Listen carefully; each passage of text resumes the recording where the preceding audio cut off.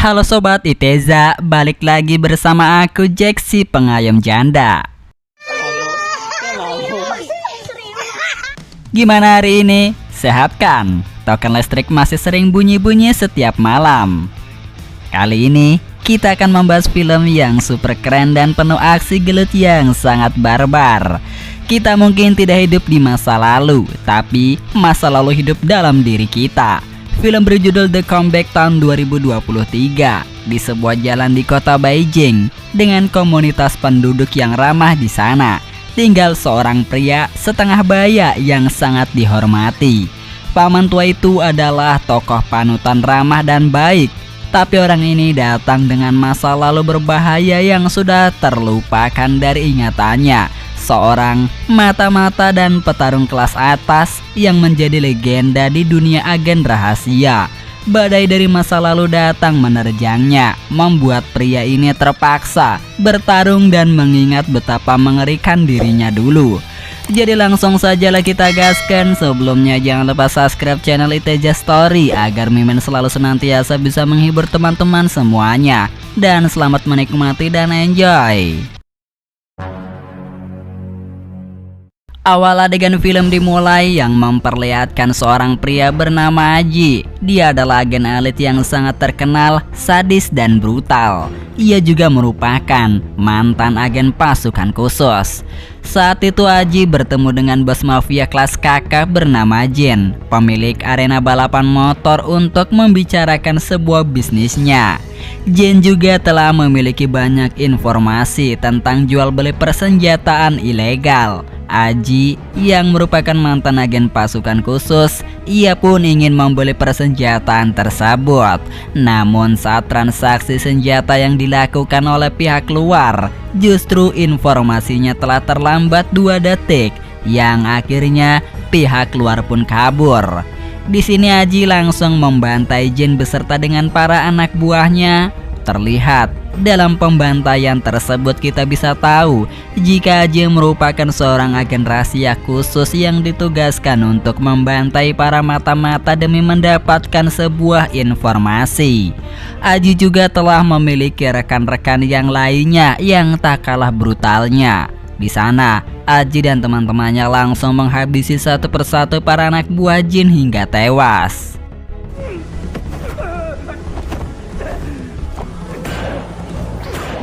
Di malam harinya Aji telah memerintahkan seluruh anak buahnya untuk mengambil data rahasia sekaligus menghabisi mata-mata yang terkenal dijuluki bernama agen number zero atau mata-mata yang paling brutal dan paling mematikan di antara yang lainnya. Namun kini ia hanyalah pemilik toko barang antik saja. Saat aksi mereka akan dilakukan, tiba-tiba saja ada seorang perempuan pencopet. Namun perempuan tersebut telah salah memilih targetnya, yang alhasil ia pun langsung ditodong menggunakan pistol.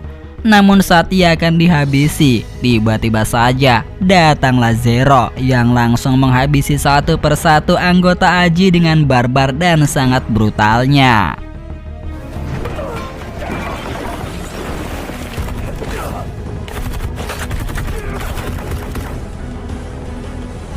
Saat itu Zero menyuruh wanita itu untuk pergi sebelum ia berubah pikiran. Namun ketika mereka sedang berbincang-bincang, dari belakang salah satu anak buah Aji langsung beradu tembakan dengan Zero.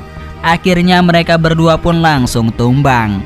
Cerita kemudian berpindah ke 3 tahun kemudian, yang memperlihatkan Zero yang masih hidup. Namun akibat tembakan yang mengenai kepalanya, Zero yang dikenal oleh masyarakat bernama Hua harus kehilangan ingatannya. Hua juga memiliki seorang anak yatim piatu yang sudah dianggap cucunya sendiri. Dia bernama Ye. Tak berselang lama, datanglah puluhan para gangster bayaran yang ditugaskan untuk menggusur secara paksa toko, ruko, dan panti asuhan yang dimiliki oleh para warga. Yang alhasil warga pun yang dipaksa tak bisa melakukan apapun. Sedangkan Hua sendiri satu-satunya orang yang tak mendatangi surat penggusuran tersebut. Apalagi saat itu Hua melihat jika ia telah disentuh oleh bos gangster. Hua yang tahu langsung mengancam bos gangster menggunakan pistolnya Alhasil, para gangster pun langsung ketakutan dan ketar-ketir.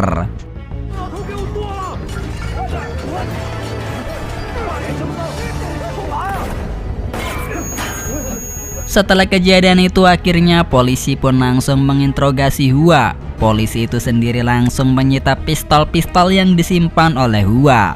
Namun saat dalam kasus penyitaan senapan tersebut, yang berfungsi hanya satu saja. Terlebih yang menangani kasus ini merupakan teman baik Hua. Ia bernama Qiang. Disinilah Qiang mulai curiga tentang kasus pada 3 tahun yang lalu, yaitu saat tokoh Hua telah diserang oleh kelompok Aji. Namun sayangnya pada saat itu, ia tak menemukan bukti apapun yang mengarah kepada kelompok Aji.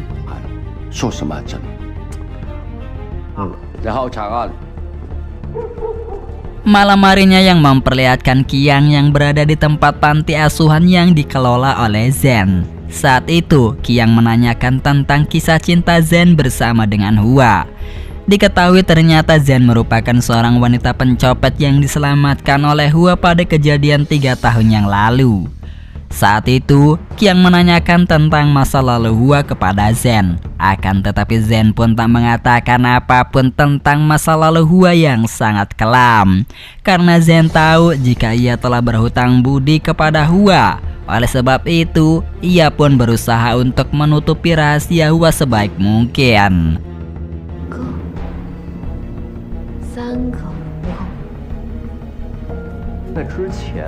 Setelahnya, karena Qiang tak mendapatkan informasi apapun, kemudian ia pun pergi tanpa disadari olehnya.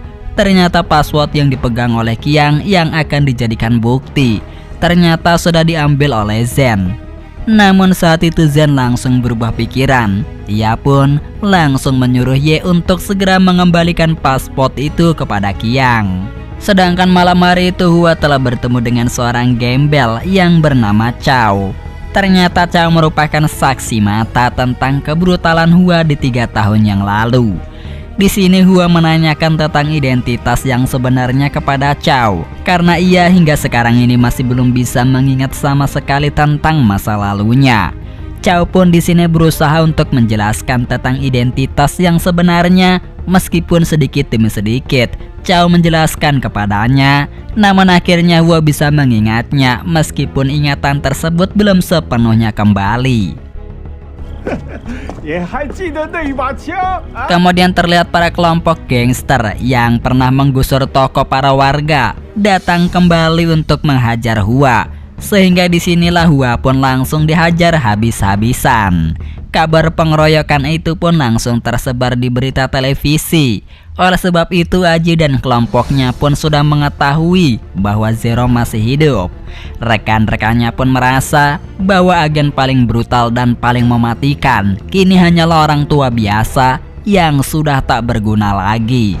Namun penilaian tersebut langsung dibantah oleh Aji yang notabene ia sudah sangat mengetahui kemampuan dari Zero yang sangat terkenal gilanya.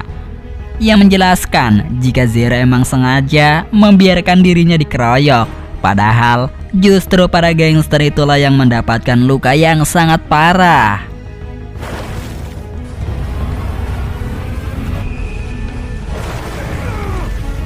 Usai kejadian tersebut, Hua pun harus dibawa ke rumah sakit akibat efek dikeroyok oleh para gangster setempat. Selain itu, sang dokter mengatakan kepada Qiang jika ia telah menemukan peluru yang bersarang di kepala Hua. Sehingga hal itu membuat Hua hilang ingatan, dan berkat pertarungan tadi, akhirnya ingatan Hua mulai kembali lagi. Sehingga Hua pun langsung memutuskan pergi dari rumah sakit agar ia bisa menemukan identitas yang sebenarnya. Pada malam hari itu pun, para gangster kini mendatangi bala bantuan untuk menghancurkan sebagian ruko para warga. Mereka juga saat itu tak sengaja menemukan beberapa mayat di ruko tersebut yang merupakan anak buah Aji pada pembantaian 3 tahun yang lalu. Sedangkan bersamaan dengan itu, beberapa anak buah Aji ditugaskan untuk menghabisi para gangster secara diam-diam tanpa sepengetahuan orang lain, agar nantinya misi mereka tidak terganggu oleh para kroco tersebut. Mereka juga telah membawa para mayat yang dulu dan mayat-mayat para gangster yang berhasil mereka habisi untuk diamankan.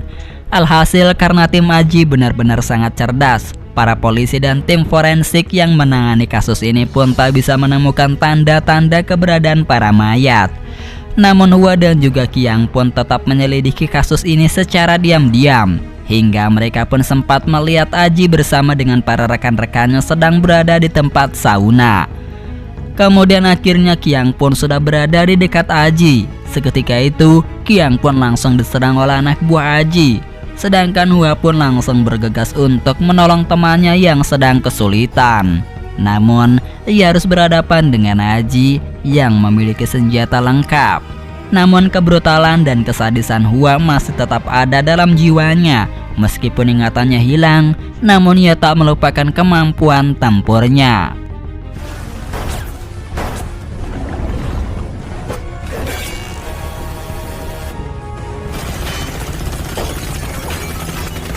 Hingga saat itulah para polisi pun telah tiba mengepung tempat sauna tersebut. Sedangkan Aji dan rekan-rekannya masih tersisa langsung kabur melarikan diri. Kini Hua pun harus dimasukkan ke dalam penjara karena para polisi telah menetapkan Hua sebagai tersangka pembunuhan. Qiang pun saat itu telah membujuk polisi pusat agar melepaskan Hua karena Hua tak bersalah. Saat malam harinya telah tiba, terlihat ada Aji yang menemui Hua yang menyamar sebagai pengacara. Aji pun kemudian menceritakan kepada Hua tentang masa lalunya dulu. Pada saat itu Aji dan juga Hua adalah agen mata-mata rahasia. Namun saat itu Hua telah ketahuan berkhianat. Yang alhasil karena sudah terdesak, Hua pun langsung menghabisi atasan dan seluruh anak buahnya terkecuali Aji yang masih diberi pengampunan. Setelah menghabisi, Hua pun langsung mengambil data rahasia yang dimiliki oleh atasannya. Aji kemudian memperlihatkan rekaman video yang memperlihatkan anak-anak panti asuhan yang sudah dibius oleh anak buahnya. Sedangkan Ye sudah diculik oleh mereka. Lalu setelah mengetahui orang terdekatnya diancam, Hua pun langsung sengaja membuat dirinya dihajar habis-habisan oleh para penghuni sel agar ia bisa dibawa ke rumah sakit. Singkatnya, saat berada di luar penjara justru ia pun langsung kabur melarikan diri. Namun aksinya langsung dicegah oleh para polisi yang sudah bersiaga.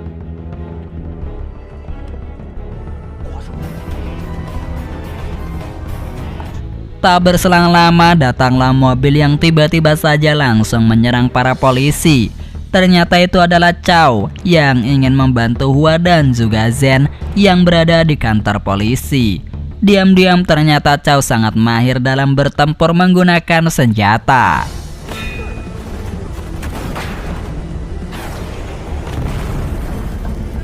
Setelah pertempuran itu akhirnya mereka pun telah berhasil kabur melarikan diri dari kejaran para polisi. Saat itu terungkap sudah siapa Chow yang sebenarnya. Ternyata setelah dijelaskan Chow adalah anggota mata-mata terkuat ketiga yang sedang menyamar sebagai gembel demi menutupi identitas sebenarnya. Setelah menceritakan hal itu, mereka pun kemudian langsung pergi untuk menuju ke tempat panti asuhan untuk menyelamatkan para penghuni panti. Sedangkan Qiang pun harus menunggu di dalam mobil agar tak ikut campur. Hua kemudian memberikan bom untuk diinjak oleh Qiang. Sehingga saat itulah para polisi telah tiba, langsung dibuat panik karena di dalam mobil sudah ada bom. Sedangkan Qiang pun mulai berpikir bahwa temannya tak akan tega membunuhnya. Dan saat itulah akhirnya Qiang pun langsung pergi dan tak terjadi ledakan bom sama sekali. Namun saat ia bertemu dengan kapten polisi, tiba-tiba saja bom tersebut malah meledak. Kemudian para polisi pun langsung segera pergi ke ruko dan tempat panti asuhan untuk menangkapnya. Sementara itu, ketika mereka sudah sampai, Aji langsung memerintahkan para anak buahnya untuk menghabisi para polisi menggunakan puluhan drone. Sehingga baku tembak pun langsung terjadi.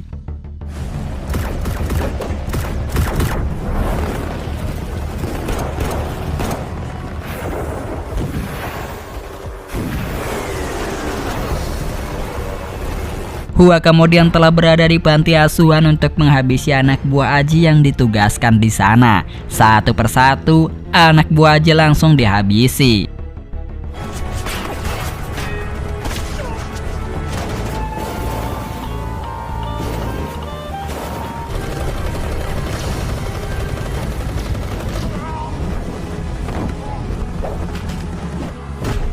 Setelah menghabisinya, yang memperlihatkan pertarungan Chao melawan salah satu anak buah Aji yang lumayan tangguh.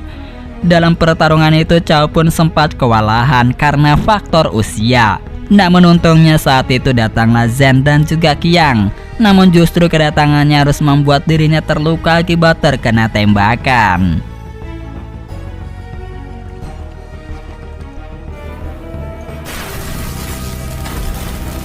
Dalam pertarungan itu, Hua pun harus pingsan karena di kepalanya telah mengalami pendarahan. Setelah ia terbangun, ia pun sudah disekap di dalam panti asuhan bersama dengan Ye. Kemudian di saat itu mereka pun mulai mengingat kejadian di masa lalunya.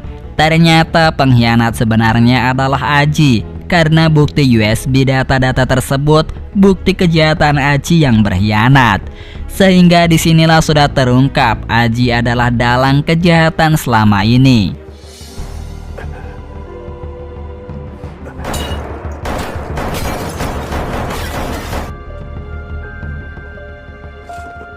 Aji yang sudah muak, kemudian ia pun langsung meminta USB data rahasia kepada Hua.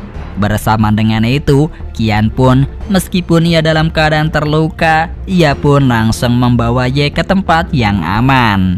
Setelah ia dirasa cukup aman, Hua langsung mengaktifkan sebuah rudal dari jarak yang jauh.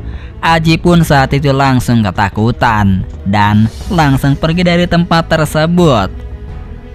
Tanpa disadari oleh Aji, ternyata rudal itu telah terhubung dengan USB yang ia bawa, sehingga ia pun harus tewas akibat terkena bom rudal.